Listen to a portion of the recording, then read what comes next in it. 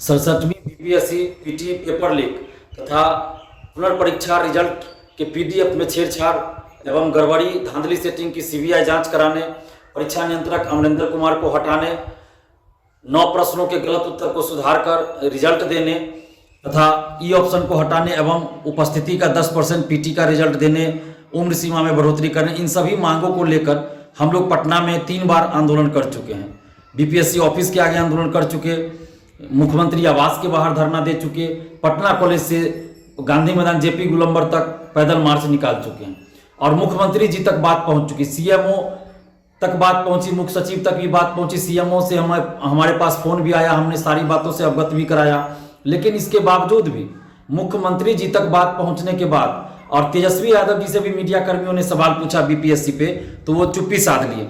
यानी कि बीपीएससी का बी भी अब ये लोग सुनना नहीं चाहते, बीपीएससी का बी भी बोलना नहीं चाहते हैं। और जो तेजस्वी यादव जी कल तक विपक्ष में जब थे तो 5-5 हजार रुपया सभी परीक्षार्थियों को देने की मांग कर रहे थे और बिहार लोक सेवा आयोग को बिहार लीक सेवा आयोग कह रहे थे।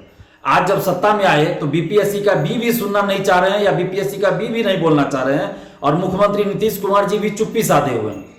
तो इन लोगों की जो चुप्पी है वो यही दिखाती है कि युवाओं के प्रति सरकार असंवेदनशील है और युवाओं से, बिहार के छात्र छात्राओं से कोई मतलब नहीं है। और नीतीश कुमार जी से हम कहना चाहते हैं कि आप जो देश मांगे नीतीश का बैनर पोस्टर लगा रहे हैं, कैलेंडर जारी कर रहे हैं, तो उससे पहले आपको बिहारी युवा मांगे न्याय, इस पे आपको संज्ञान लेना होगा।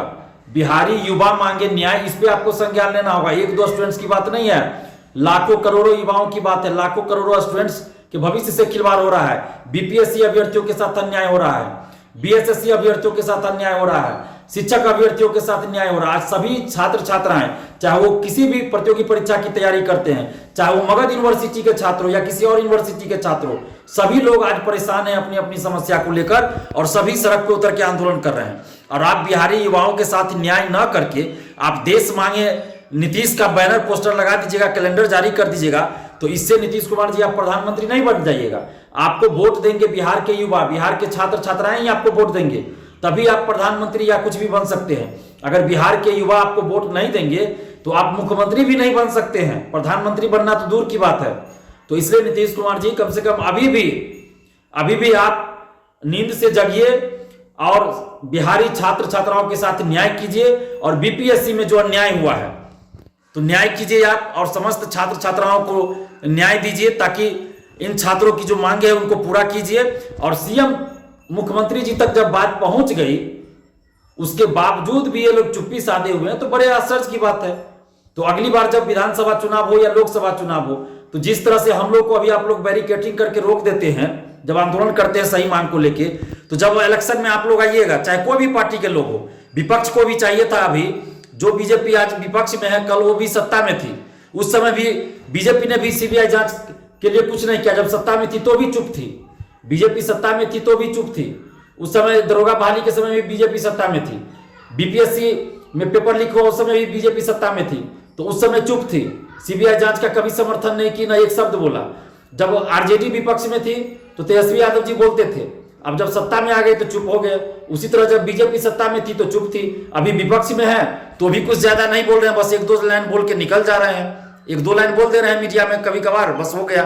जिस तरह शराबबंदी पे विपक्ष ने, खास करके बीजेपी ने राजभवन मार्च निकाला बीजेपी के सभी विधायकों ने, उसी तरह क्या बीपीएससी मुद्दे पे, शिक्षक बहाली मुद्दे पे ये लोग सारे विधायक क्या मार्च नहीं निकाल सकते, राजभवन मार्च नहीं निकाल सकते, मगध यूनिवर्सिटी का सेशन सुधारने के लिए क्या मार्च नहीं निकाल सकते?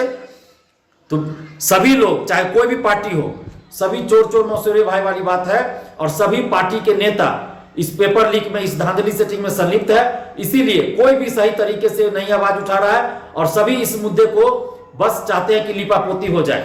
शराबबंदी पे दिन रात हंगामा हो रहा है विधानसभा में और विधानसभा के बाहर, लेकिन जो लाखों करोड़ों युवाओं के भविष्य से जुड़ा मुद्दा है उस पर भी तो होना चाहिए। हम ये नहीं करें कि शराबबंदी पे आप नहीं बोलिए, जो बोलना है बोलिए, आपका ये लोकतांत्रिक अधिकार है। लेकिन जो 9 लाख और 6 लाख स्टूडेंट्स के साथ जो अन्याय हो रहा है बिहार में, बीएसएससी अभ्यर्थियों के साथ और बीपीएससी अभ्यर्थियों के साथ, शिक्षक अभ्यर्थियों के साथ, तो उस पर भी तो सभी को बोलना चाहिए। लेकिन सभी नेता और सभी पार्टियां, चाहे वो सत्ता पक्ष में हो या विपक्ष में, सभी इस पे चुप है।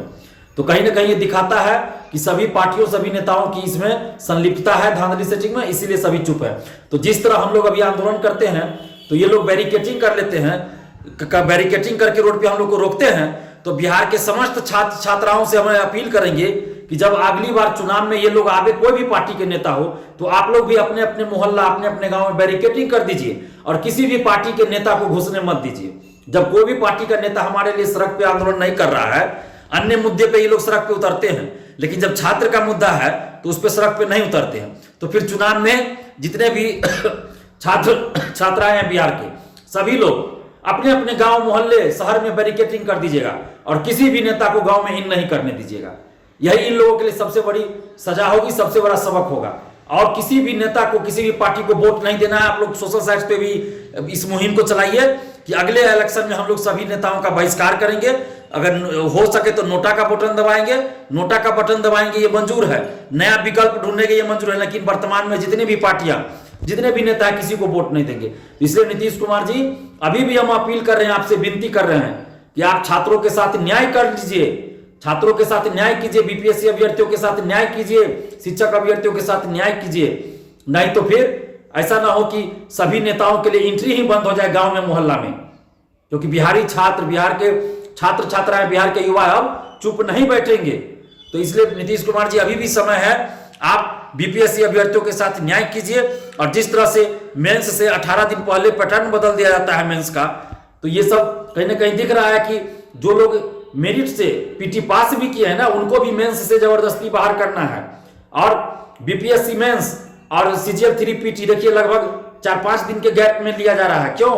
ताकि 67वीं बीपीएससी में जो सीटों की बोली लगी है तो उसमें कोई दिक्कत ना हो। जो मेरिट से पीटी पास किए हैं उनको किसी तरह ऐसा पैटर्न कर दो, ऐसा एग्जाम लो, इस तरह से एग्जाम लो कि ये लोग बहुत उत्साहित हो जाए और मेंस इनका अच्छा ना जाए और ये लोग मेंस से बाहर हो जाए।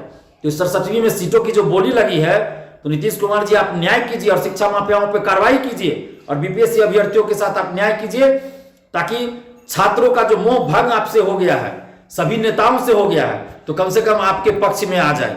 नहीं तो फिर नीतीश कुमार जी, बिहार के युवाओं का मोह भंग हो चुका है इन सभी नेताओं से, आपसे भी हो चुका है, सत्ता पक्षों विपक्षों सभी नेताओं से, सभी पार्टियों से युवाओं का मोह भंग हो चुका है। अगर न्याय नहीं मिला, अगर बीपीएससी अभ्यर्थियों को न्याय नहीं मिला, तो आगे से चुनाव में हम लोग सभी नेताओं पार्टियों का बहिष्कार करेंगे।